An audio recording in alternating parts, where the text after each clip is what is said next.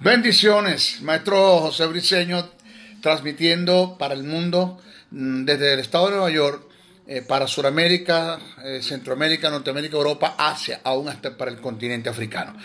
Bendecimos a todos los que están siguiendo, los que están apoyando aún en el estado financiero. Gracias a Dios que han ido gente que han entendido esta verdad y han aportado con sus finanzas para seguir apoyando este ministerio, para seguir pregonando estas verdades.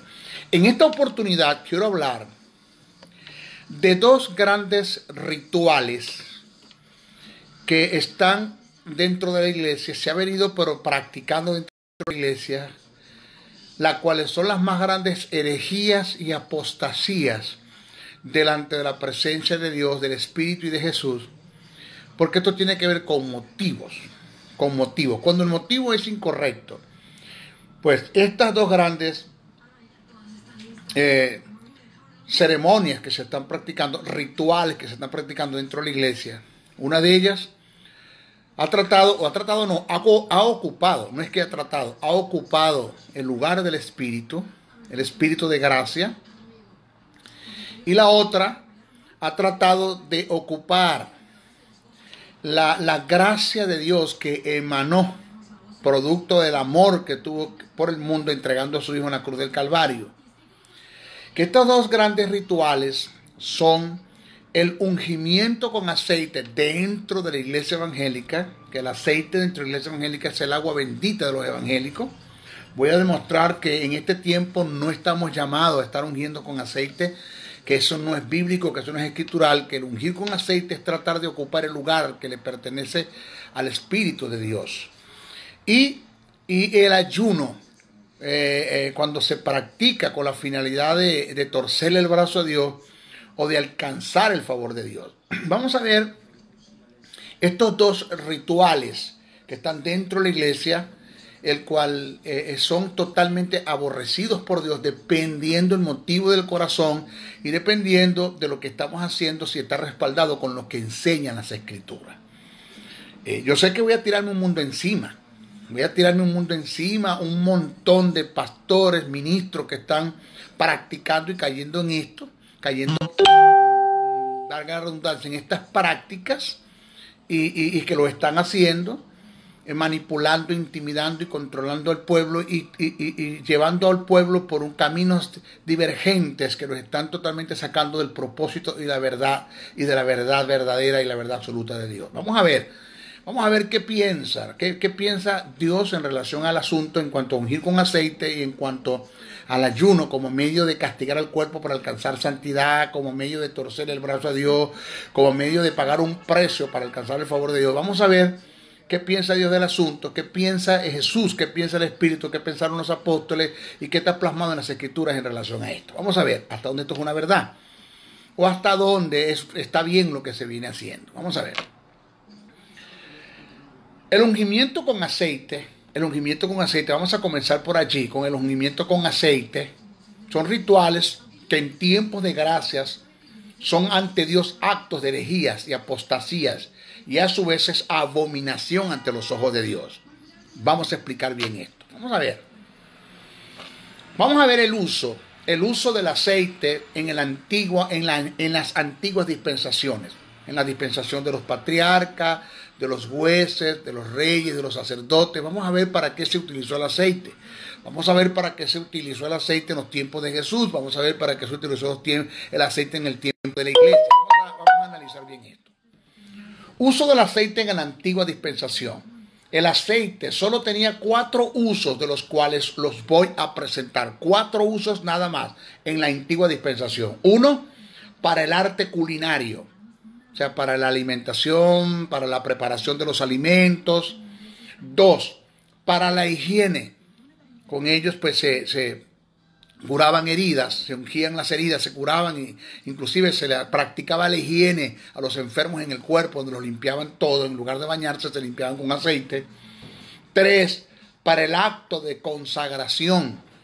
Esto es cuando se utilizaba el aceite de la unción del santo, un aceite que preparaba el sumo sacerdote, que era el único que estaba autorizado para prepararlo, mezclado con especies aromáticas, era el aceite de oliva mezclado con especies aromáticas y se colocaba sobre un cuerno. Ese aceite se llamó ungüento y con el tiempo se pasó a llamar el aceite de la unción del santo, que solamente lo podía preparar el sumo sacerdote y se utilizaba para el acto de consagración, tanto de reyes, sacerdotes, jueces y profetas.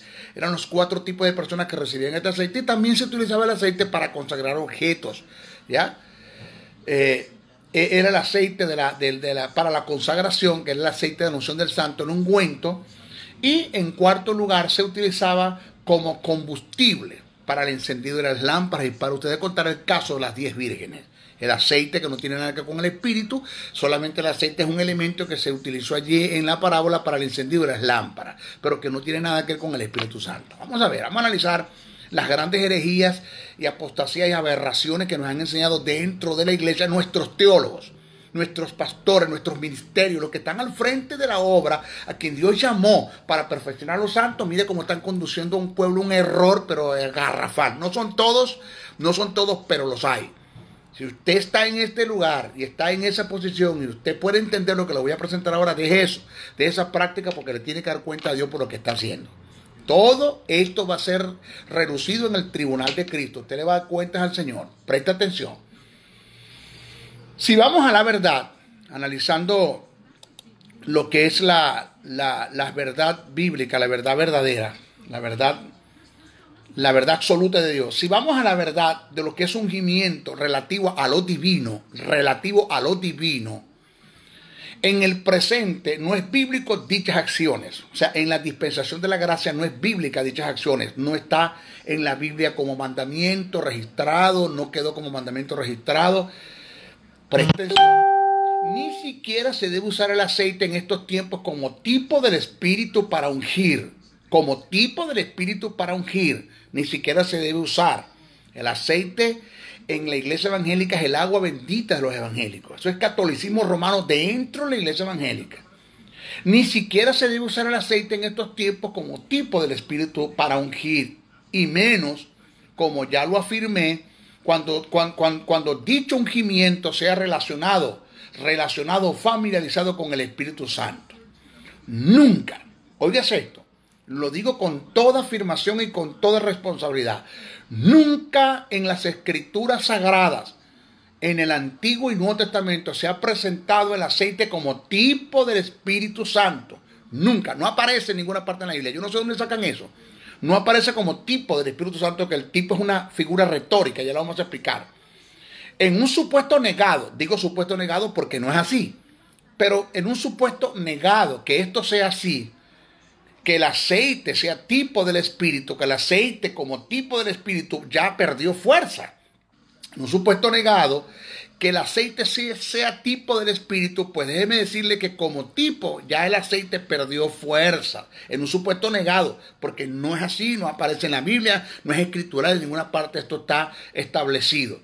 Entonces, en un supuesto negado, que esto sea así, el aceite como tipo del Espíritu perdió vigencia según las propiedades de lo que es el tipo y el antetipo como figuras retóricas en las reglas y códigos de interpretación. Lo que pasa es que como a mí no me interesan las reglas y códigos de interpretación, porque yo lo que hago es que leo Biblia, yo no estudio las Escrituras, porque yo lo que hago es que entro en el terreno del hiperliteralismo, donde digo lo que la Biblia dice, pero no digo lo que la Biblia quiere decir.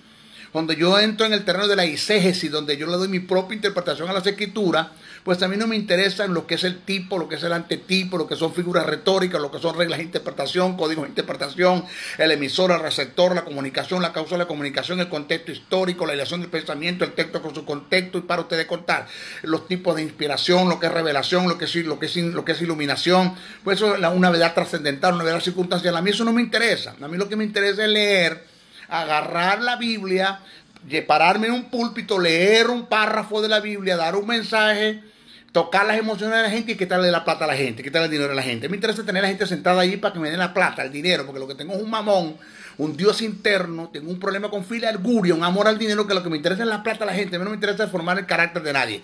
Cuenta le vas a dar a Dios por la delincuencia que tienes dentro de la iglesia. Cuenta le vas a dar a Dios.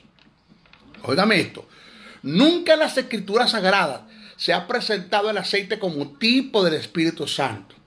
En un supuesto negado que esto sea así, el aceite como tipo del Espíritu perdió vigencia según las propiedades de lo que el tipo y el antetipo como figuras retóricas en las reglas y códigos de interpretación. Ya eso perdió fuerza. Para mayor comprensión, voy a dar breve concepto y explicación de lo que es un tipo y un antetipo. Voy a explicar bien eso, para que usted se meta un poquito en reglas y códigos de interpretación y se dé cuenta que el método de diseño no está equivocado con lo que está presentando. Que yo descubrí el pensamiento de Dios, me senté a analizar hasta dónde esto es una verdad y me consigo que son dos grandes rituales, que es el ungimiento con aceite y lo que es el ayuno impuesto, más cuando te lo imponen dentro de las congregaciones para tratar de castigar el cuerpo, una especie de flagelación para quebrantar ligaduras de impiedad, que ni siquiera tienen una idea de lo que quiso decir Isaías cuando lo de quebrantar ligaduras de impiedad. No tienen una idea, para torcer el brazo a Dios, entrar en huelga de hambre hasta que Dios no me sane, yo no rompo el ayuno y para ustedes contar. Cuando me senté a analizar estas verdades, me consigo con que esto es una gran herejía, esto es aberración, esto es falsa doctrina dentro de la iglesia cristiana. Entonces le dije, Señor, si digo esto, en muchas congregaciones me van a cerrar las puertas, no me van a invitar más. Tú sabes, Señor, que las puertas que se abren yo las puedo cerrar ¿con qué? ¿Con qué las vas a cerrar? ¿Con la verdad? Sí. ¿Cuál es el problema? Mi hijo, el Madison School Garden de los tiempos de mi hijo era el Sanedrín, y ellos no lo quisieron. Se confinó a los montes, a los collados, a los gentiles, a lo suyo. El primer suyo no tiene ese. A lo suyo vino, a lo suyo, un propósito, desarrollar un propósito entre los suyos, ese, y los suyos no lo recibieron. O sea que el segundo suyo es el pueblo, su gente. Él vino a desarrollar una visión, a alcanzar una visión y a desarrollar una misión en cuanto al propósito que yo le di como mi hijo dentro de su pueblo, dentro de mi pueblo, y mi pueblo no lo recibieron. Así que, ¿cuál es el problema? Que la gente te rechace. Ten paz, ten paz. Adelante, con tal que no te cierre yo las puertas, tú estás bien. Con tal que yo te abra puertas, estás bien. Porque la puerta que yo te abra no te la puede cerrar nadie. Y te voy a llevar a los lugares donde yo sé que debes estar y que esta palabra la van a escuchar. Ten paz, no te comprometas con los hombres. Yo te dije en una ocasión, no vendas el mensaje, no te dejes sobornar, no vendas la verdad, preséntala tal y como está escrita. Encárgate de descubrir mi pensamiento, mi verdad absoluta, mi verdad verdadera de lo que está plasmado en la Escritura y dilo, yo respondo por ti. En todas las áreas, yo voy a responder por ti. Presta atención a esto. Tipo, según las reglas de interpretación, las reglas y códigos de interpretación, tipo es lo que le da anuncio al antetipo. Al antetipo en forma anticipada. Por ende, le da anuncio al antetipo en forma anticipada. El tipo es sombra del antetipo. El tipo es sombra del antetipo. Vuelvo a repetir. Tipo, según las reglas de interpretación, es lo que le da anuncio al antetipo en forma anticipada. El tipo es sombra del antetipo. El antetipo, ¿qué es el antetipo? Ya hablando de lo que es el tipo, mira lo que es el antetipo, para explicar y usted pueda entender que si el aceite es tipo en un supuesto negado del espíritu, y el aceite perdió fuerza en este tiempo, en este lugar, porque ya tenemos al espíritu. Vamos a ver, antetipo es lo que le da cumplimiento al tipo. El antetipo es lo que le da cumplimiento al tipo, es lo original, es lo que había de venir. Si tomamos en cuenta las verdades centradas en los dos conceptos antes nombrados, nos podemos percatar que el tipo pierde fuerza, propiedad cuando el antetipo se hace manifiesto. Doy un ejemplo, voy a dar un ejemplo. Los corderos que se sacrificaban en el Antiguo Testamento eran tipo del que había de venir, la cual es Cristo. Si ya se manifestó el antetipo, que es Cristo, que es lo verdadero, ¿por qué seguir sacrificando corderos? Sería entrar en acto de herejía y apostasía el caer en estas prácticas. O sea, por eso es que el que escribe a los hebreos que es un judío convertido, le escribe a la iglesia de judíos convertidos, a los hebreos, y dice, si pecáramos voluntariamente. Del pecado voluntario que está hablando el que escribe, no de ir a fumar, ir a beber, ir a adulterar. Está hablando de volver otra vez a practicar, otra vez a sacrificar corderos.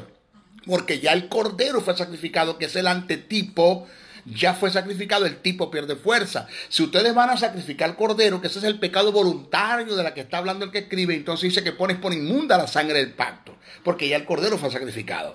Entonces, el antetipo es Cristo y el tipo son los corderos del Antiguo Testamento. Ya el antetipo se manifestó, que es lo verdadero, que es lo real, de la sombra, que es el tipo. Entonces, si el antetipo ya se manifestó, el tipo pierde fuerza. ¿Para qué seguir practicando esos sacrificios? Ya eso no tiene sentido.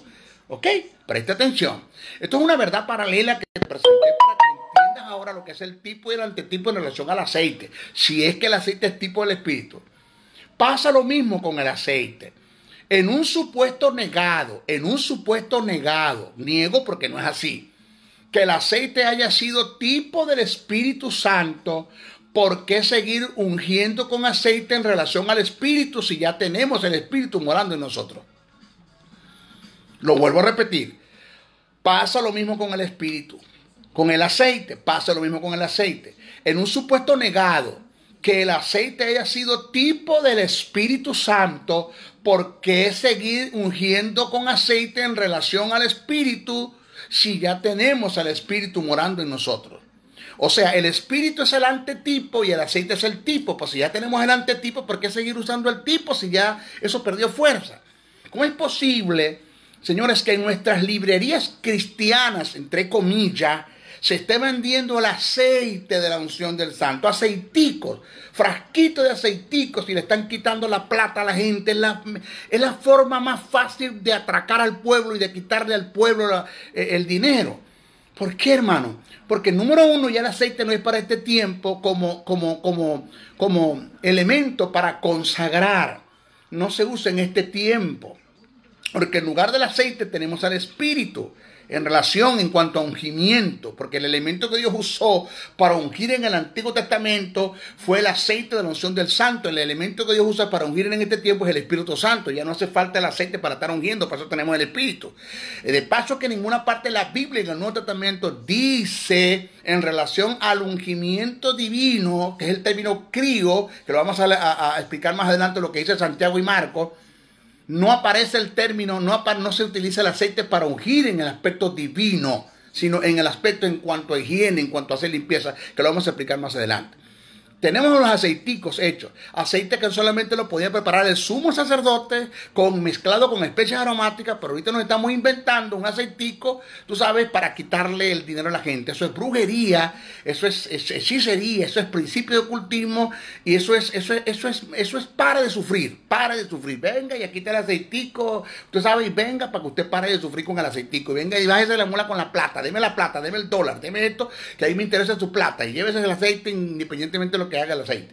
Eso es delincuencia dentro de la iglesia cristiana. Eso es delincuencia y cuenta le tienen que dar al Señor. Fíjese esto. Pasó lo mismo, repito, con el aceite. En un supuesto negado que el aceite haya sido tipo del Espíritu Santo, ¿por qué seguir ungiendo con aceite en relación al Espíritu si ya tenemos el Espíritu morando en nosotros? ¿Por qué? Lo otro. Lo dicho por Santiago en 5:14. ¿Está alguno enfermo entre vosotros? Llame a los ancianos de la iglesia ungiéndolos con aceite, y la oración de fe sanará al enfermo. Vamos a ver. Lo dicho por Santiago en 5:14 y en Marcos 6:13, donde dice que los discípulos en la comisión se llevaron aceite y ungían a los enfermos. Lo dicho por Santiago, capítulo 5, verso 14 y Marcos 6:13, en relación al ungimiento a los enfermos, no tiene ninguna referencia ni familiaridad con el Espíritu Santo, ya que el término que se utilizó en relación al ungir fue eleipo, aleipo, A-L-E-I-P-H-O, que se pronuncia aleifo, que es el que en el pasaje está relacionado. ¿Cuál pasaje? Santiago 5:14 y Marcos 6:13 está relacionado con hacer una limpieza es relativo a la higiene. Y si se hubiera usado, ¿por qué lo sé yo, maestro? Porque usted lo sabe, porque estoy tomando en cuenta la etimología del término, porque yo no leo Biblia, yo estudio las Escrituras. Si Santiago y Marcos me hubiesen utilizado el término crío, entonces sí está hablando de la unción divina, pero me utilizaron fue el término aleifo, que tiene que ver con la limpieza, tiene relación con la higiene.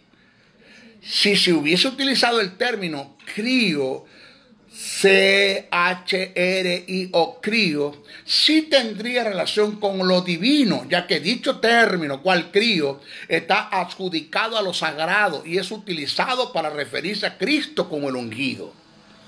Preste atención. Como verdad, de modo que no debemos seguir usando aceite en este tiempo para estar ungiendo a los enfermos, ni para estar ungiendo en un acto de celebración.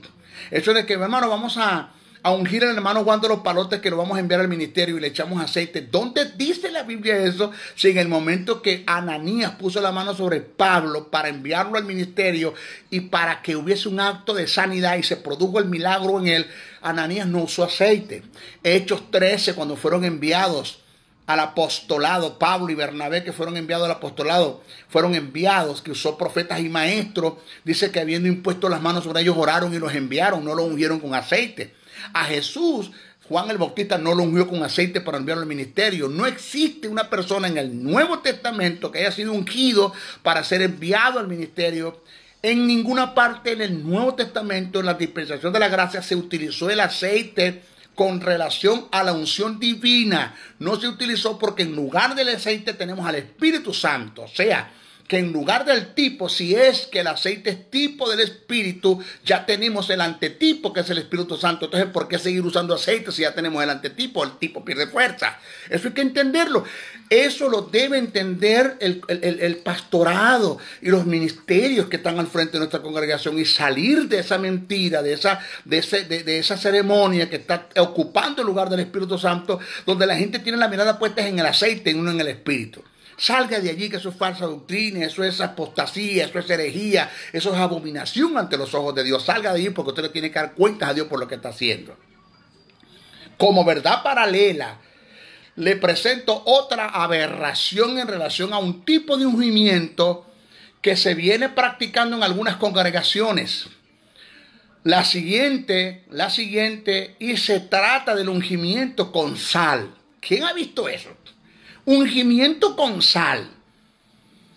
Si el ungir con aceite en estos tiempos no está en la verdad de Dios, menos lo es el estar ungiendo con sal.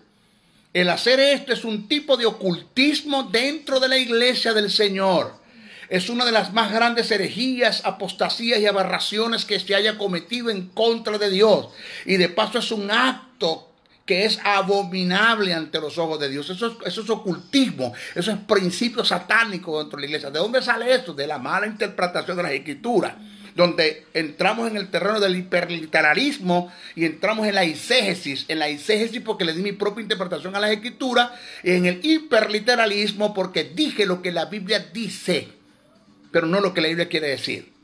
Ahora, es cierto que la sal en el Antiguo Testamento fue un elemento muy usado como ofrenda para ratificar los pactos que Dios hizo. Como ofrenda para ratificar los pactos que Dios hizo. Eso es cierto, eso no se puede negar. Ejemplo, dice el texto en Levíticos 2:13.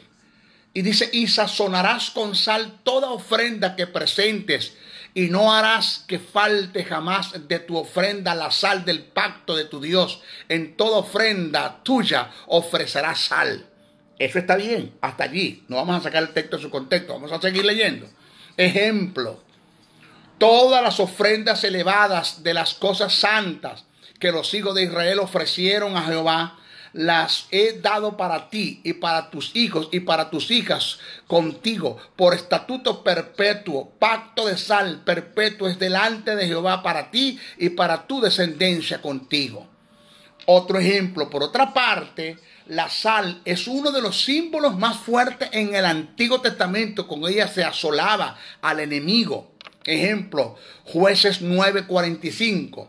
Dice, y Abimelech peleó contra la ciudad todos aquel día y tomó la ciudad y mató al pueblo que en ella estaba y asoló la ciudad y la sembró de sal, dice el texto. Ahora, oiga esto.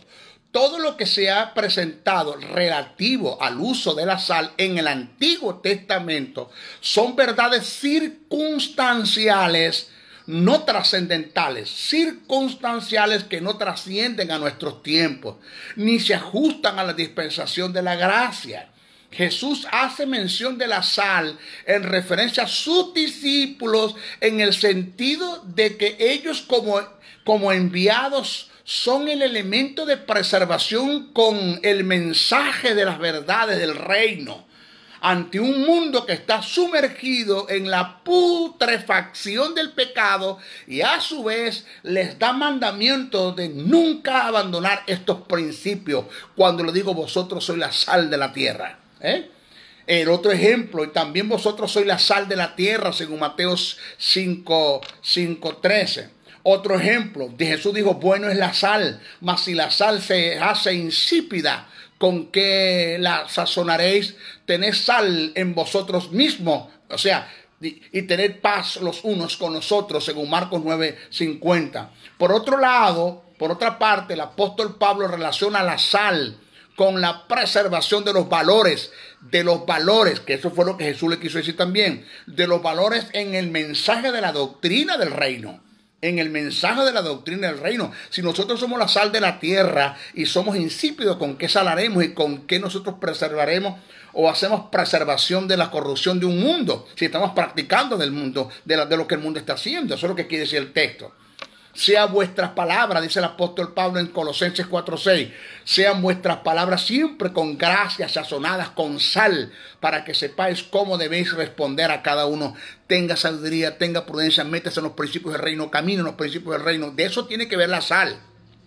La sal tiene que ver con no corromperse, sino con mantenerse en consagración para Dios en los principios del reino para preservar un mundo que se pierde. Ese es el sentido que le da Jesús y que le da el apóstol a la sal en el Nuevo Testamento, pero no tiene nada que ver con un elemento que se va a usar para ungir, porque eso es aberración. Eso no se hace, no lo hicieron los discípulos, no lo hizo Jesús, no está establecido en la Biblia como mandamiento, porque lo tengo que hacer yo.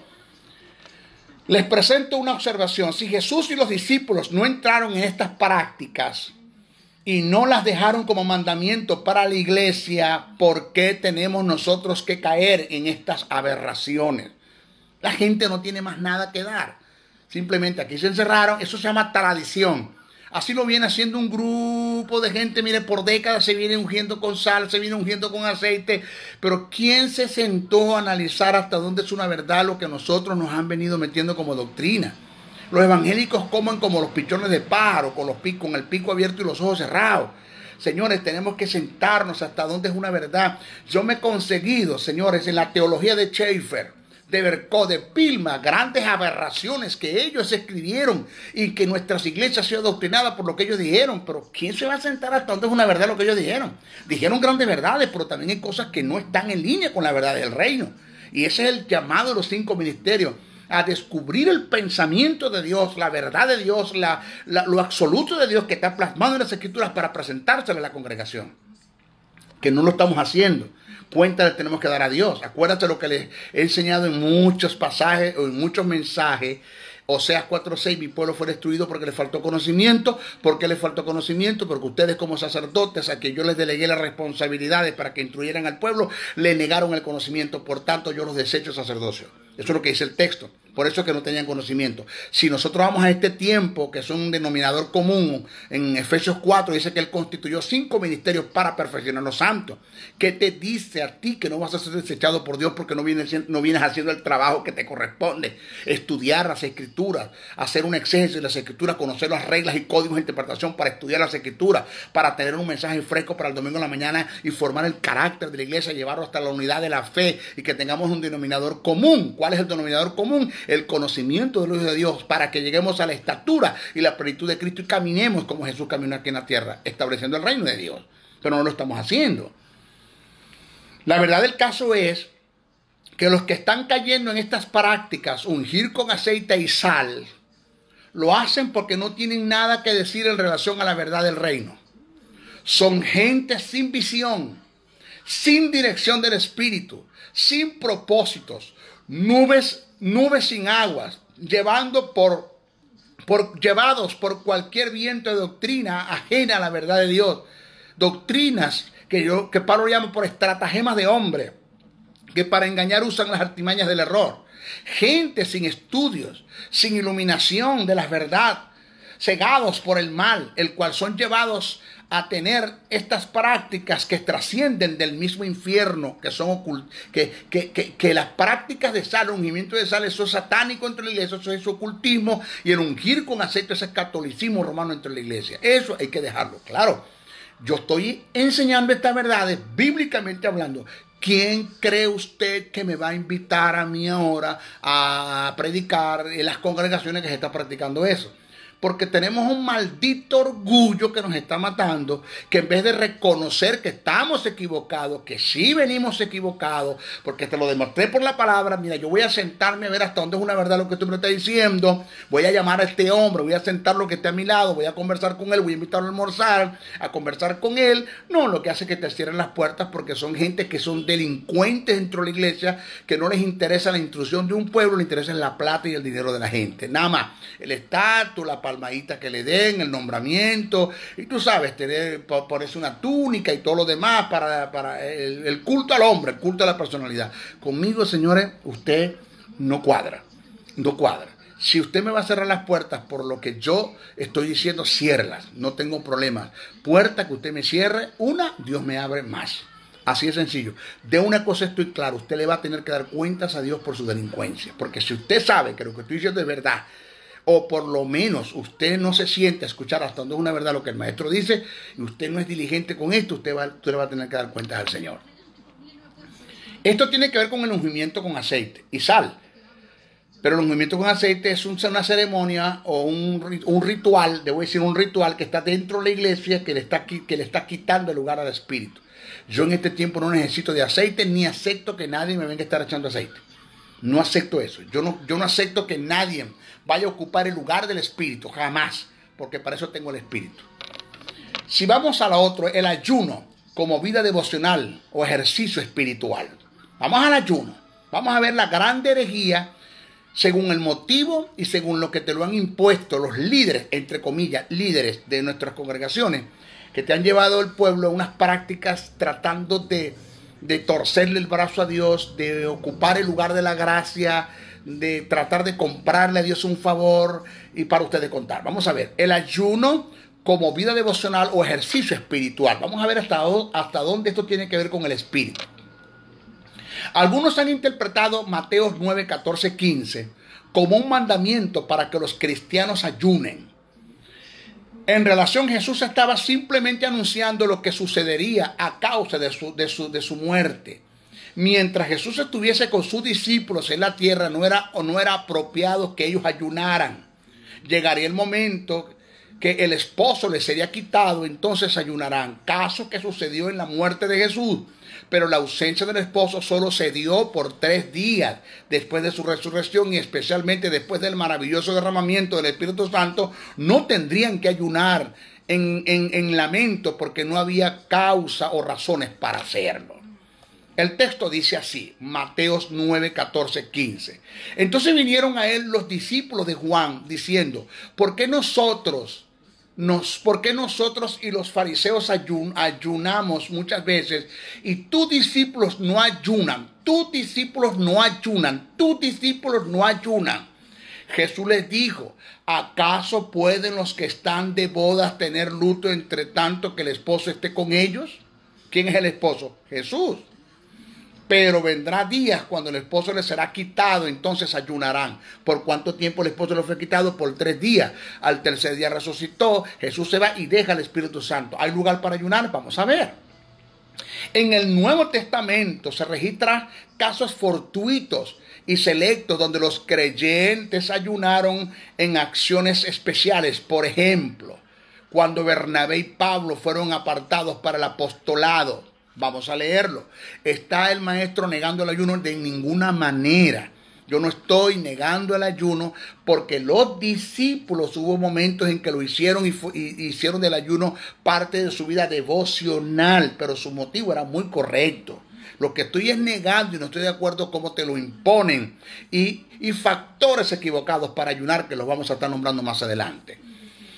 Dice, había entonces en la iglesia que estaba en Antioquía profetas y maestros, Bernabé, Simón, el que se llamaba Níger, Lucio de Cireno, Manaheam, el que se había creado junto con Herodes el tetrarca, y Saulos, ministrándose estos al Señor y ayunando, dijo el Espíritu Santo, apartarme a Bernabé y a Saulo para la obra a que los he llamado. Entonces, habiendo ayunado y orado, les impusieron las manos y los despidieron. Aquí está el ayuno. Vamos a ver cuál fue el motivo, cómo lo hicieron, que los condujo a eso. Eso está en Hechos 13:1-3. Está negando el maestro de diseño el ayuno en ninguna manera. En ninguna manera. Presta atención. Lo otro caso es cuando constituyeron ancianos en nuevas congregaciones. Esto está en Hechos 14:23. Dice, y constituyeron ancianos en cada iglesia, y habiendo orado con ayuno, los encomendaron al Señor en quien habían creído. Pero, el ayuno no aparece en el Nuevo Testamento en una forma imperativa ni impositiva de parte de Dios como ordenanza devocional hacia el creyente. O sea que no quedó establecido como mandamiento, como quedó establecido el orar sin cesar, orando en todo tiempo con oración y súplica en el Espíritu. De modo que nadie puede ni debe establecer el ayuno como ejercicio en la vida devocional. El ayuno no se debe imponer ni prohibir. Eso queda a merced de cada creyente el hacerlo. Eso de que diga, hermano, ayuno congregacional, perdóname. ¿Quién eres tú para convocar a una iglesia a ayunar cuando soy yo el que decido si voy a ayunar o no? Perdóname, es parte de mi vida devocional. Perdóname. Presta atención. Ahora, si te sientes bien ayunando, hazlo para Dios en forma personal. Si no quieres ayunar, nadie te puede obligar a hacerlo. No te sientas mal cuando otros lo hacen y tú no lo haces. Pablo en Romanos 14:56 dice, el que come para el Señor come y el que no come para el Señor no come. Lo otro que debemos tomar en cuenta es que Jesús no hizo, óigame, negativamente, no hizo del ayuno un estilo de vida. Jesús fue un hombre de oración, pero el ayuno no formó parte de su vida devocional. Los 40 días de ayuno registrados en la Biblia se dieron por circunstancias debido al lugar donde Jesús estaba, en el desierto. El ayuno en Jesús no salió de la disposición de Él. Las Escrituras son claras al decir que Jesús fue llevado al desierto por el Espíritu para ser tentado, no para ayunar. La abstención de alimentos se dio por causa de las circunstancias y la condición en la que Jesús estaba. No fue un ejercicio devocional que salió de su disposición. Jesús nunca dijo, voy a meterme 40 días de ayuno para la gloria de Dios. No lo dijo. El ayuno no era el estilo de Jesús y por esta causa era criticado según lo que escribe Mateos 11:18 al 19. Inclusive lo llamaban comilón y bebedor de vino. Dice el texto, porque vino Juan que ni comía ni bebía y dicen, demonio tienes. Vino el Hijo del Hombre que come y bebe y dicen, he aquí un hombre comilón y bebedor de vino. Y algunos textos dicen que come y bebe con los publicanos y pecadores. Algunos pasajes, algunas versiones, que come y bebe con los publicanos y los pecadores. Fíjense bien. Entonces, ¿qué pasa? Es el ayuno, quedó el ayuno establecido como mandamiento de parte de Dios, de Jesús, de los discípulos, del Espíritu, como mandamiento, como parte de la vida devocional del creyente. No, pero tampoco lo puedes negar. O sea, el que ayuna con motivos correctos, yo se lo respeto. Dios en su designio y en su prognosis, viendo el carácter de lo que los hacen, los juzgará. Dios tomará en cuenta lo que estás haciendo como ejercicio espiritual. Pero es que sea Dios el que lo haga, pero no aparece en la Biblia en ninguna parte establecido como mandamiento. Ahora, motivos y factores equivocados en relación al ayuno. Motivos y factores equivocados en relación al ayuno. Primero, el ayuno no es un ejercicio que te lleva a la santidad. La santidad viene como producto de conocer las verdades de Dios, someterse a ellas. El caso registrado en Isaías 58, que lo vamos a explicar, ha sido muy mal interpretado y aplicado. Pasemos a analizar el pasaje para mayor comprensión. Vamos a ver acá, porque mientras usted ayuna más, hermano, usted quebranta ligaduras de impiedad. Vamos a ver qué significa ligadura de impiedad, qué es impiedad, qué son ligaduras, de qué ligadura está hablando el que escribe, porque me leíste y me lo aplicaste así como está escrito, y entonces me hiciste, caíste en el terreno del hiperliteralismo, donde dijiste lo que la Biblia dice, pero no dice lo que la Biblia quiere decir. Vamos a ver. Leamos el texto. Isaías 58 dice: porque dicen, ayunamos y no hiciste caso. ¿Quién no hizo caso? Dios. Humillamos nuestra alma y no te diste por entendido, ni siquiera te importó. He aquí que en el día de vuestro ayuno, ¿de qué? De vuestro ayuno, no el mío. De vuestro ayuno, no el mío. No lo establecí así. Buscáis vuestros propios gustos y oprimís. Aquí está el término opresión, donde vienen ligaduras de impiedad. ¿Ok? Donde viene el término ligaduras, opresión. Dice, y oprimís a todos vuestros trabajadores. He aquí que para contienda y debates ayunáis, y para herir con el puño inicuamente. No ayunéis como hoy para que vuestra voz sea oída en lo alto. No ayunéis como hoy para que vuestra voz sea oída en lo alto. Es tal el ayuno que yo escogí, es tal el ayuno que yo escogí, está hablando Dios. Es la forma como ustedes lo vienen haciendo, el cual yo lo escogí, me agrado yo de lo que están haciendo ustedes. Es tal el ayuno que yo escogí, que de días aflijas el hombre su alma, que incline su cabeza como junco y haga cama de silicio y de ceniza.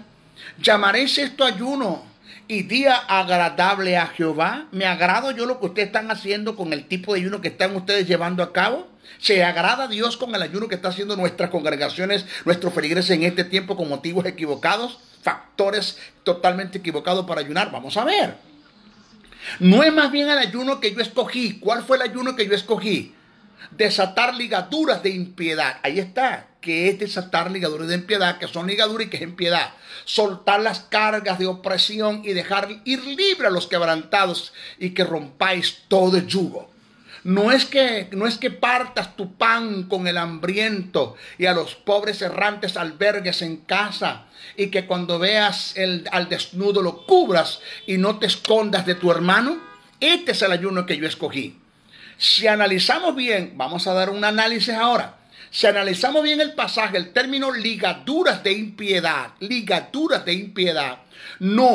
negativamente, no es aplicable a las pasiones pecaminosas procedentes del alma que mantienen atado al hombre y que solo es librado de ellas a través del ayuno como forma y práctica de castigar el cuerpo, según una especie de flagelación. Aplicarlo de esta manera es descontextualizar el pasaje por completo y sacarlo de su verdadero sentido. El término compuesto con el verbo ligaduras de impiedad tiene que ver con el comportamiento correcto con aquellos a quienes venimos tratando malamente, con ataduras que hemos impuesto injustamente, encarcelándolos por deudas a quienes no tienen con qué pagar. Desatar ligadura de impiedad tiene que ver que se deje de humillar a la gente por la posición y el estatus social que tenemos. El desatar ligadura de impiedad tiene que ver que sea libre el esclavo, que es retenido por las fuerzas por más tiempo que el de su esclavitud y se rompa así todo el yugo. El desatar ligadura de impiedad, según el pasaje, tiene que ver que no solo han de ser sueltos los que son oprimidos injustamente bajo cualquier yugo, sino que debe quebrantarse el yugo mismo para no volverlo, para que no vuelvas otra vez a oprimirlos con ese yugo. Dejando de hacer todas estas cosas, dejaremos de tener un pueblo atado y ligado por nuestro comportamiento impío. Esto indica desatar ligaduras de impiedad. Pero no tiene que ver que desatar ligaduras de impiedad es que yo desato las ligaduras, las impiedades que tiene mi cuerpo ligado, tú sabes, y yo ayuno y ayuno y ayuno, y mientras más ayuno yo soy libre de eso. Usted no va a ser libre usted no va a ser libre de los deseos de la carne, nunca sino hasta el día que usted se muera. Usted siempre va a tener deseos, su carne lo va a hacer impulsar estas cosas, usted tiene que luchar en contra de eso. Métase 40 días ayunos, reviéntese con 80 ayunos, 80 días que usted va a tener las mismas pasiones, usted va a tener los mismos deseos, usted tiene que luchar con eso toda la vida, porque la santidad no se alcanza ayunando, ni orando, ni vigilando. La santidad se alcanza cuando yo tomo una decisión por razones que en otro estudio se las voy a dar, pero que no tienen nada que ver ni los va a alcanzar ayunando. Conozco de personas que salieron del ayuno y volvieron a ser los mismos de siempre, nunca cambiaron. Óigase esto. El término desatar ligaduras de impiedad no es aplicable a los resultados que se consiguen con el ayuno como medio de castigar el cuerpo para depurarlo de toda iniquidad o pecado para alcanzar la santidad. Aplicarlo de esta manera es entrar en el mundo del masoquismo. Ay. En otro caso es bueno resaltar que los creyentes no estaban obligados como medio de espiritualidad a ayunar en la celebración de las cenas del Señor como instinto de espiritualidad. Esto se deja ver claro cuando Pablo corrige los abusos que se habían introducido sutilmente en dicha celebración. Pablo dijo, pues que no tenéis casa en que comáis y bebáis, coman allá y beban allá para que no vengan a darle mal uso a los elementos acá. De modo que cuando usted le dice al creyente, tienen que venirse en ayunas para tomar la cena del Señor, porque eso tiene que ver con más espiritualidad, errado. Usted se equivocó, porque eso no tiene nada que ver con espiritualidad. No tiene nada que ver. Si observamos bien el pasaje, podemos entender que Pablo, para evitar ciertos abusos, los manda a comer y a beber en casa antes de venir a la cena. No debe ser imperativo o impositivo el que le digas a los creyentes que antes de tomar la cena hay que ayunar. Estamos hablando de factores equivocados para el ayuno. Dimos el primero. ¿Cuál es? El ayuno no es un ejercicio que te lleva a la santidad. No es un ejercicio que te lleva a la santidad. Segundo, factor equivocado. Segundo, nunca se debe ayunar para alcanzar el favor de Dios. Estamos tratando de que el ayuno ocupe el lugar de la gracia. Eso es herejía. Ningún sacrificio que usted haga humanamente supera el sacrificio que Jesús hizo en la cruz del Calvario. Repito, nunca se debe ayunar para alcanzar el favor de Dios. El ayuno no es un ejercicio espiritual, de espiritual no tiene nada, que se usa como indulgencia o pago para alcanzar los beneficios de su gracia. Quien tal haga está sobornando en un sentido a Dios y a su vez está cayendo en el terreno de la herejía y la apostasía. Nadie puede añadir un precio o sacrificio sobre el que Jesús pagó. En cuanto a salvación y todo lo que está implícito, ya se pagó un precio una vez y para siempre. Ya fuimos sanados. Usted no tiene que ayunar para que Dios le salve. Usted ya fue sano. Es un solo sacrificio. Ningún sacrificio humano, incluyendo el ayuno, puede sobrepasar al que Jesús presentó al Padre. Presentarle a Dios ayuno como sacrificio para alcanzar su favor es tratar de ocupar el lugar que ya Jesús cubrió.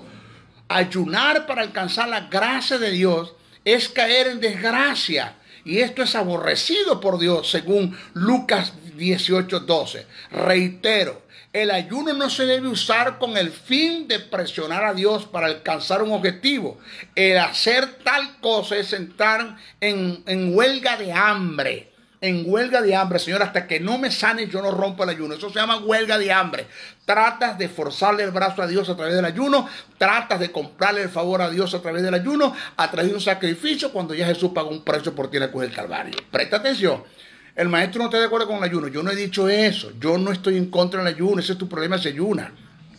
Lo otro, tercero, factores equivocados en cuanto al ayuno. El ayuno no se debe usar como instinto de espiritualidad. El ayuno no es lo que determina la espiritualidad de un hombre.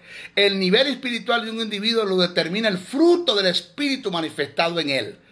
Si usted quiere ser un hombre espiritual, deje de ayunar, pero vive en amor, en gozo, en paz, en paciencia, en benignidad, en bondad, en fe, en mansedumbre, en templanza, amando, entendiendo, perdonando, bendiciendo al que te maldice, orando para que tu traje te persigue. No le des lugar a los resentimientos en ti como las raíces de amargura, como el odio, como la contienda, como la falta de perdón. No le des lugar al pecado de la lengua, como la censura, la difamación, el chisme, el brollo, y para ustedes contar.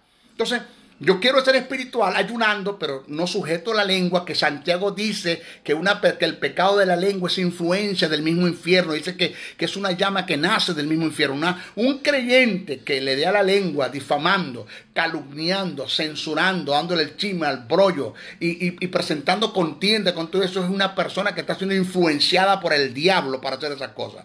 Pero están ayunando, pero no se tragan la lengua. Están ayunando, pero la lengua no se la tragan. Están ayunando, pero tienen tremendas raíces de amargura. Están ayunando, pero tienen tremendo resentimiento, odios, rencor, falta de perdón y están ayunando. O sea, ¿te vas a engañar? ¿Te vas a engañar? Es fácil, ayunar es fácil, pero qué difícil es caminar en el fruto del Espíritu, en amor, en gozo, en paz, en paciencia, en benignidad, en bondad, en fe, en mansedumbre, en templanza, amando, entendiendo, perdonando, bendiciendo al que te maldice, orando porque tú traes y te persigue. Eso no es fácil. Ser espiritual es de la forma que lo vas a demostrar, caminando en el fruto del Espíritu, sujetándote a los principios del reino, lo que la palabra te enseña, a las demandas de Dios, a los mandamientos de Dios. Ahí es donde está la verdadera espiritualidad. Ni siquiera hablar en lengua, ni siquiera manifestar los frutos de los dones espirituales. Usted me pone a escoger un creyente que se mueve en el fruto y otro que se mueve en los dones, me quedo con el fruto. ¿Por qué? Porque el diablo puede imitar los dones, pero el fruto del Espíritu nunca lo podrá imitar. ¿Ok? Entonces, puedes ayunar todos los días del año, pero si en ti no se deja ver el fruto del Espíritu, será el mismo carnal de siempre. Quítese la idea de que somos más espirituales que otros porque ayunamos más que ellos. El simple hecho de pensar de esa manera es una muestra de tu carnalidad, Lo otro, factores equivocados en el ayuno. Si ayunas, no hagas alarde de esto. Me preguntó una persona, maestro, ¿usted ayuna? Y yo le dije, eso no es tu problema. Digo, maestro, ¿por qué usted me responde así? Porque Jesús dijo que no era tu problema. Mi alma, Jesús dijo eso sí, Jesús dijo cuando yo no es que nadie sepa. Porque tienes tú que saber si yo ayuno o no. ¿Por qué tengo yo que hacer alarde de los 40 días de ayuno y salir de la habitación a celebrar los 40 días de ayuno del hermano Juan de los Palotes y de la hermana Petra con unas sábanas blancas, con un traje blanco, una corbata roja? Tú sabes, a celebrar los 40 días de ayuno. Eso es carnalidad, eso es sensualidad, eso es alma, eso es diabólico, eso es satánico. Si ayunas, no hagas alarde de esto. El principio es que nadie se dé cuenta de lo que hiciste.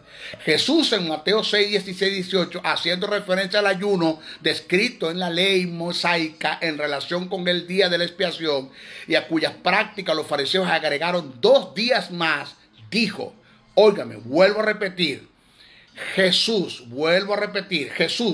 dejó registrado en Mateo 6, 16, 18, haciendo referencia al ayuno descrito en la ley mosaica en relación con los días de la expiación y a cuyas prácticas los fariseos agregaron 2 días más. Les dijo estas palabras. Cuando ayunéis, no seáis austeros como los hipócritas, porque ellos demudan sus rostros para mostrar a los hombres que ayunan. De cierto os digo que ya tienes su recompensa, pero cuando tú ayunes, unge tu cabeza y lava tu rostro para no mostrar a los hombres que ayunaste, sino a tu Padre que está en secreto, y tu Padre que te ve en lo secreto te recompensará en público. ¿Está Dios en contra del ayuno? No, porque tiene que ver con el motivo. Pero tiene que ver con mi motivo, pero que nadie me lo imponga. No voy con el ayuno a torcerle el brazo a Dios, a mostrarle espiritualidad, a tratar de ocupar el lugar de la gracia. No, a pagar un precio a Dios o a pagarle a Dios un sacrificio para alcanzar el favor de Dios. Es lo que no estamos de acuerdo. No es que no estamos de acuerdo con el ayuno. No. No estoy de acuerdo en la forma como se viene haciendo. En esta ocasión, Jesús no estaba haciendo correcciones al ayuno que se hacía en el día de la expiación, que se practicaba una vez al año. Este ayuno era notorio en toda la nación, ya que era un ritual entre ellos. Jesús critica la actitud de los fariseos que para congraciarse declararon en lo personal ayunar 2 días a la semana, que eran lunes y jueves. De estos 2 días ellos hacían alarde. Jesús les dijo, si ustedes dispusieron en su corazón declarar estos 2 días de ayuno a Dios, háganlo personal, ya que esto no está descrito en la ley. Háganlo ustedes para Dios, pero que con motivo correcto, pero háganlo para Dios, que sea Dios que nos juzgue, si lo tomará o no lo tomará como parte de tu vida devocional, porque sea Dios. El principio se debe guardar, el principio se debe guardar en nuestro tiempo. Si en lo personal quieres hacer ayuno para Dios, hazlo, pero que nadie se dé cuenta. Cuida el motivo por qué lo haces, para qué lo haces y para quién lo haces. Cuide ese motivo. En conclusión al tema del ayuno, Dios le da más importancia a la oración que al ayuno, sin descartar el ayuno. Ya lo dijimos, acá Jesús dijo cuando ayunéis, métete en tu cuarto en lo secreto. Quiere decir que si te vas a ayunar en lo secreto, tu padre te va a escuchar esto. Tiene que ir con motivo. En conclusión al tema del ayuno, Dios le da más importancia a la oración que al ayuno. En Hechos 10:30-31 registra el caso de Cornelio, el centurión que hacía oraciones ante Dios, daba muchas limosnas y en medio de sus devociones ayunaba. Oiga, ¿qué hacía Cornelio? Oraba, daba limosna y ayunaba. Oraba, daba limosna y ayunaba. Oraba, daba limosna y ayunaba. Mientras él estaba orando y ayunando, se le presentó un varón con vestiduras resplandecientes y le dijo, un ángel del Señor, Cornelio, tu oración ha sido oída y tus limosnas han sido recordadas delante de Dios. ¿Por qué no le dijo nada del ayuno? ¿Por qué el ángel le dice que Dios se sintió agradado de las oraciones y de la limosna, pero el ayuno no se lo nombró? ¿No dice la Biblia que Cornelio oraba, ayunaba y daba limosna? Oraba, daba limosna y ayunaba. ¿Y qué dice el ángel? Cornelio, tus oraciones han sido oídas y tus limosnas han sido recordadas delante de Dios. ¿Dónde está el ayuno? ¿Se dio cuenta que Dios no lo tomó en cuenta? Mi pregunta es, vuelvo y reitero, ¿por qué Dios no le dio el ayuno, el reconocimiento y el valor que tuvo con la oración y la limosna de Cornelio? ¿No se hacían las tres en conjunto? Es la pregunta. Aquí hay una verdad implícita que muchos no quieren aceptar. Según el pasaje, para Dios cuenta más tu oración y tu ofrenda, ya que es algo imperativo, mientras que el ayuno no forma parte en la dispensación de la gracia como mandamiento de Dios. Ni siquiera los apóstoles en las epístolas escribieron ni hicieron mención del ayuno como mandamiento, aunque lo practicaron. Mi objetivo no es quitarle el ayuno a la iglesia, sino ubicarlos en la verdad para que cuando lo hagan no desagraden a Dios en la forma como lo vienen haciendo, en una forma incorrecta. ¿Vas a ayunar? Sí. No lo hagas para mostrar espiritualidad. 2. No hagas alarde del ayuno, que nadie se dé cuenta que lo estás haciendo. 3. No trates de pagarle un precio a Dios con el sacrificio del ayuno, porque ya Jesús pagó un precio. Esto es tratar de pasar por encima del sacrificio que Jesús hizo en la cruz del Calvario. Y 4, no trates de torcerle el brazo a Dios. No trates de torcerle el brazo a Dios, Señor, hasta que tú no me hables, yo no rompo el ayuno. Eso se llama huelga de hambre. En cuanto a la unción, no caigas en esas prácticas, porque ya tenemos el antetipo en un supuesto negado que el aceite sea el tipo. No hay que seguir usando tipo porque tenemos el antetipo. Menos hay que usar aceite porque nunca fue tipo del espíritu. Menos. Pero solo puse como ejemplo, en un supuesto negado, que el aceite sea tipo del espíritu. ¿Para qué seguir usando el tipo si ya tenemos el antetipo? Y si ya tenemos el antetipo, pues no debemos seguir usando el tipo. Menos si el aceite nunca fue tipo del espíritu. Así de sencillo, ¿ok? Bueno, gracias por haberme escuchado. Hasta nuestras próximas bendiciones, ¿ok? Voy a seguir con estos estudios para bendecir a un mundo que me esté escuchando. Bendiciones.